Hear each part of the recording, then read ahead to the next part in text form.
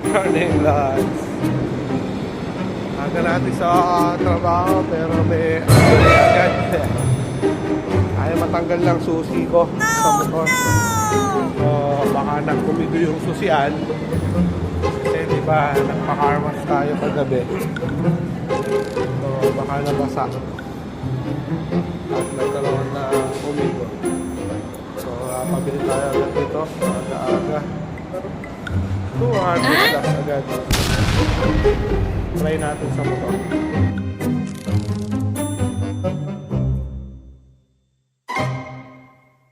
So, okay na. Nakuha ko ng susi. Wala ko lang sa rutino. Ay, Diyos ka. Yun talaga. So, moral lesson. Di ba? May moral lesson pa. Kapag magkakaros kayo, lagi yung i-cover yung sa may susian. Di ba merong pindutan, lalo na sa Yamaha?